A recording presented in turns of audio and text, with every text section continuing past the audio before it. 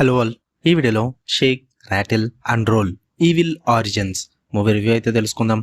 రీసెంట్గానే నెట్ఫ్లిక్స్లోకి అయితే స్ట్రీమింగ్ వచ్చింది. తెలుగు డబ్బింగ్ అయితే లేదు. ఇది ఒక Filipino horror movie. English and other language అయితే ఉంటే సబ్ టైటిల్స్ తో కూడా చూడొచ్చు. మూవీ రన్ టైమ్ వచ్చేసి 2 hours 26 minutes అయితే ఉంటుంది. స్టోరీ ప్లాట్ విషయానికి వచ్చేస్తే మీకు ఇది 3 టైమ్ లైన్స్ లో రన్ అయ్యే హారర్ మూవీ భయ్య. 1775 లో స్టార్ట్ అవుతుంది అనమాట. ఒక డెవిల్ బాక్స్ గురించి నాన్స్ దగ్గర.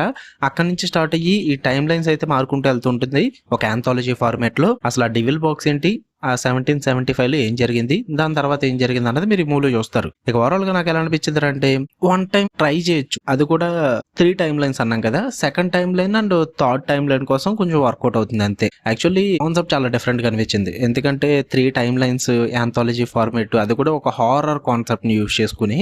సో ఇది చాలా ఇంట్రెస్టింగ్ అనిపించింది, క్యూరియాసిటీ అయితే క్రియేట్ చేసింది. బట్ ఎక్కడ ప్రాబ్లం అయిందంటే మూవీ, వీళ్ళ మెయిన్ ఆరిజిన్ ఏదైతే ఫస్ట్ టైమ్ లైన్ సెలెక్ట్ చేసుకున్నారో 1775, అక్కడ కొంచెం ఏదన్నా కొత్తగా ప్రెజెంట్ చేస్తుంటే బాగుండేమో.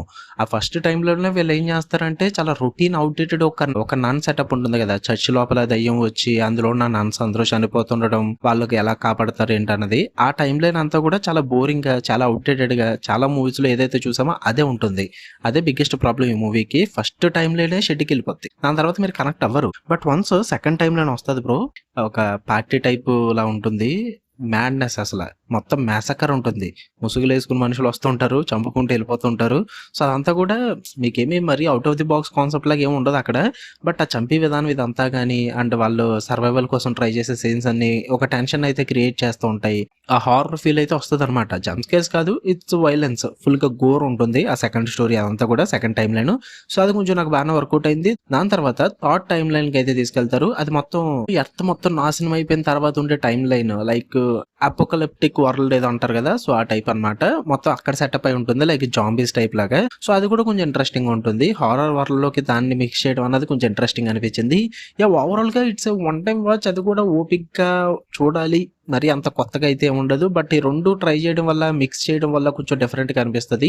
సో అందుకే ఒకసారి ట్రై చేయమంటున్నా. స్కిప్ చేసిన పెద్ద ఫరక్ ఏం పడదలేండి మీకు. కాకపోతే ఆ సెకండ్ అండ్ థర్డ్ టైమ్ లో కొంచెం ఇంట్రెస్టింగ్ గా అండ్ డిఫరెంట్ గా ఉంటుంది హారర్ జోనర్ లో. సో అందుకే గివ్ ఇట్ ఏ ట్రై అంటున్నా. అండ్ అలాగే టెక్నికల్లీ విజువల్లీ కూడా మూవీ చాలా స్ట్రాంగ్ గా ఉంటుంది. అండ్ మరి చెప్పేస్తున్నా, హారర్ ఎలిమెంట్స్ అయితే మీరు భయపడిపోయే అంత ఎలిమెంట్స్ అయితే ఏమీ లేవు. జస్ట్ చంపుకోవడం, గోర్, ఈ టైప్ ఆఫ్ హారర్ ఉంటుంది. ఈ మధ్యన అన్ని మూవీస్ అలాగే ఉంటున్నాయి. భయపెట్టడం మీద కాన్సన్ట్రేషన్ ఎవడో చేయట్లేదు. మనుషుల్ని ఎన్ని రకాలుగా చంపాలి అన్న దాని మీద కాన్సన్ట్రేషన్ చేస్తున్నారు. ఈ మూవీ కూడా అంతే, అందులో అయితే ఏం మారదు. సో దీని పరంగా ఓకే అనుకుంటే ట్రై చేద్దాం అనుకుంటే ట్రై చేయండి. నెట్ఫ్లిక్స్ లో ఉంది, తెలుగు డబ్బింగ్ అయితే లేదు. ఫ్యామిలీతో వైలెన్స్ చాలా హెవీగా ఉంది భయ్య. బ్లడ్, రక్తపాతం చాలా ఘోరంగా ఉంది. సో వీటి పరంగా ఇబ్బంది పడతారు. సో వద్దు, ఫ్యామిలీతో చూడొద్దు. ఓకే, మీకు వీడియో నచ్చితే లైక్ చేయండి, షేర్ చేయండి, మీ ఒపీనియన్స్ కూడా కామెంట్ చేయండి. అండ్ ఆల్రెడీ దివానా మూవీ కానీ, రావు బహదూర్ మూవీ కానీ, ఇవన్నీ కూడా మన ఛానల్లో రివ్యూస్ ఉంటాయి. థియేటర్కి వెళ్ళి రివ్యూస్ పెట్టేస్తాం మనము. ఈ రోజు ఓటీటీకి వచ్చాయి కాబట్టి ఒకసారి చెక్ చేయండి. Okay, love you all, bye.